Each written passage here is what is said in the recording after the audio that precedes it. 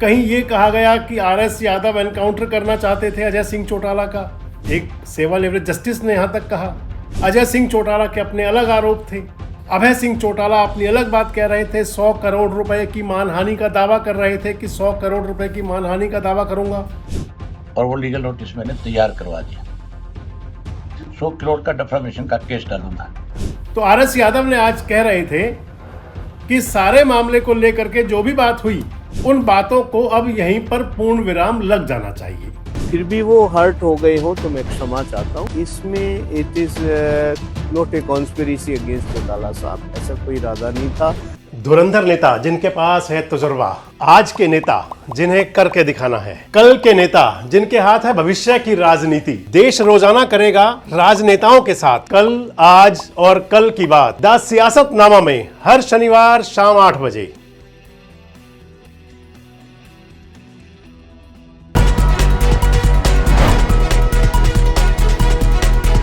दोस्तों नमस्कार, मैं संजय मग्गू और मौजूद हैं देश रोजाना के डिजिटल मीडिया मंच पर। हरियाणा की सियासी फिजाओं में पिछले लगभग एक पखवाड़े से एक मुद्दा चल रहा था।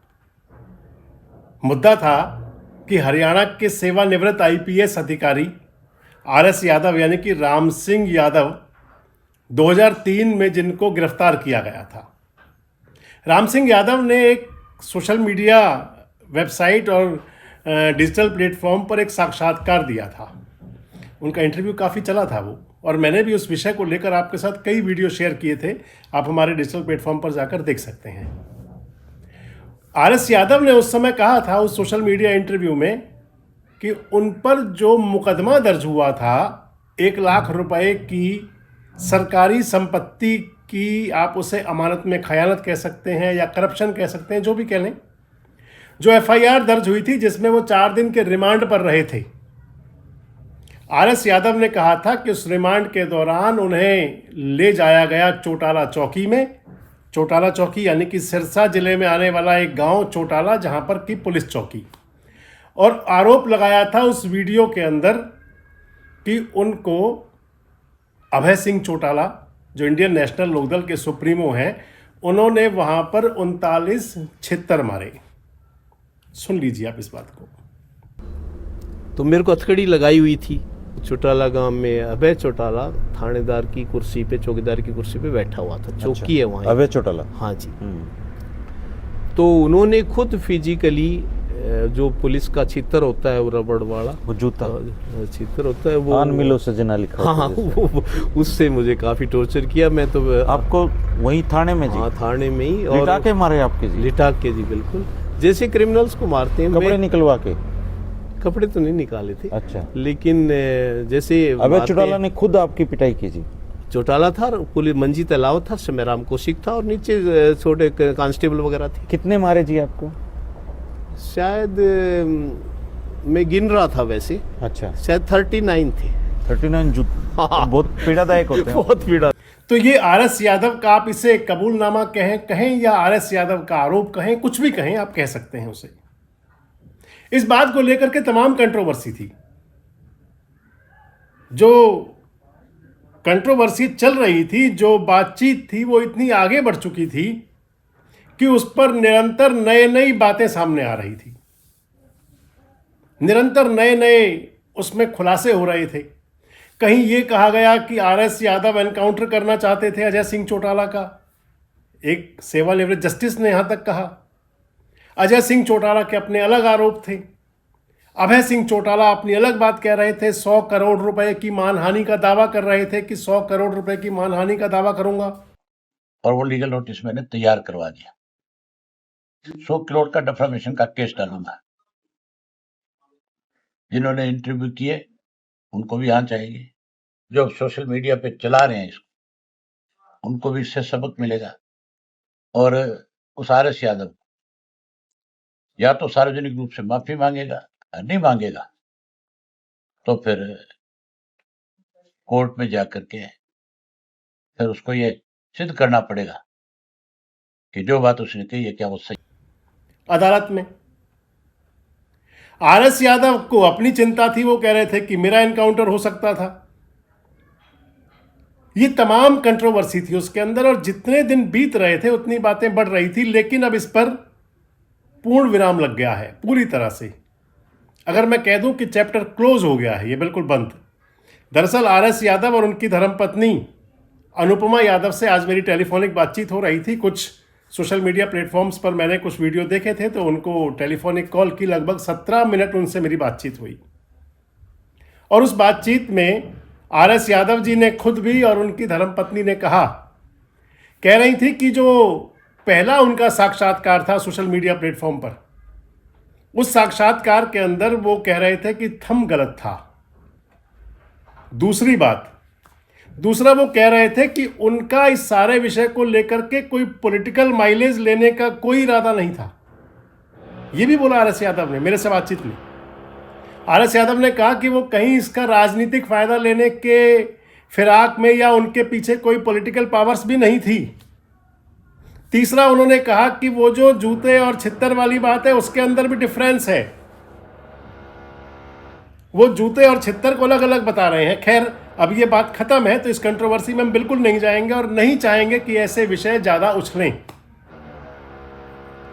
तो आरएस यादव ने आज कह रहे थे कि सारे मामले को लेकर के जो भी बात हुई, उन बातों को अब यहीं पर पूर्ण विराम लग जाना चाहिए। हालांकि आरएस यादव के मन में एक शिकवा तो अब भी है, शिकायत तो अब भी थी। जो उनका लेटेस्ट सोशल मीडिया पर जो इंटरव्यू चल रहा था, जिसमें वो बातचीत थी, और वो कह रहे हैं, उनकी धर्मपत्नी कह रही हैं अनुपमा यादव की, उसको एडिट किया गया है। वो कह रहे हैं कि जो बात नहीं थी उसको भी कहा गया, जो थी उसको भी कहा गया। हालांकि इसके बावजूद भी कह रहे हैं कि हमें इस सारे मामले पर अब कोई आगे कुछ नहीं करना, और अभय सिंह चौटाला के उज्जवल भविष्य की कामना भी की। आप एक बार इस पार्ट को भी सुन लीजिए। इसमें it is not a conspiracy against Chautala साहब, ऐसा कोई इरादा नहीं था। धर्मेंद्र भाई कवारी आए और ये तो रूटीन में संस्मरण बता रहे थे, उसमें ऐसी बातें आ गई। मेरा कोई भी उनको हर्ट करने का, उनकी मानहानि का, उनका पॉलिटिकल नुकसान करने का इरादा बिल्कुल नहीं था। फिर भी वो हर्ट हो गए हो तो मैं क्षमा चाहता हूँ, और वो राजनीति में कामयाब हो, और इंसान बदलता रहता है, वो अभी उनमें सुधार भी हो रहा है। तो मैं उनके लिए शुभ कामना देता हूँ, भगवान बुद्ध की कृपा उन पर बनी रहे और वो अच्छे राजनेता बने। और मैं आज से इस एपिसोड को फुल स्टॉप लगाता हूँ। मुझसे गलती हो गई हो तो वो मुझे क्षमा करे। तो आरएस यादव और उनकी धर्मपत्नी अनुपमा यादव, बहुत लंबा किस्सा है। गुजरात कैडर के आईपीएस अधिकारी थे आरएस यादव। हरियाणा के अंदर वो प्रतिनियुक्ति पर आए थे, और हरियाणा में प्रतिनियुक्ति के दौरान जो मामला सारा हुआ वो आज तक चर्चा का विषय बना रहा। 1995 के दौरान में जब अजय सिंह चौटाला और अभय सिंह चौटाला की गिरफ्तारी की बात थी, और उससे पहले जो मामला था जिसमें कि रेल का पलटना, अजय सिंह चौटाला, अभय सिंह चौटाला और उनके साथ 5 और लोगों के खिलाफ एफआईआर दर्ज होना, राजस्थान से अजय सिंह चौटाला की गिरफ्तारी, अभय सिंह चौटाला और उनके साथ अमीर चावला और बाकी लोगों की गिरफ्तारी होना एक मजिस्ट्रेट के निवास से। उसके बाद में इस सारे मामले के अंदर लगभग 1 महीने तक अभय सिंह चौटाला जो बताया जाता है वो न्यायिक हिरासत में भी रहे थे। 2003 में जब हरियाणा में इंडियन नेशनल लोकदल की सरकार थी, ओम प्रकाश चौटाला जी मुख्यमंत्री थे, डबल इंजन की सरकार थी उस समय भी, एनडीए की सरकार हरियाणा में, एनडीए की सरकार केंद्र में। लालकृष्ण आडवाणी जी उस समय देश के गृह मंत्री थे, अटल बिहारी वाजपेयी जी देश के प्रधानमंत्री थे, और ओम प्रकाश चौटाला जी हरियाणा के मुख्यमंत्री थे।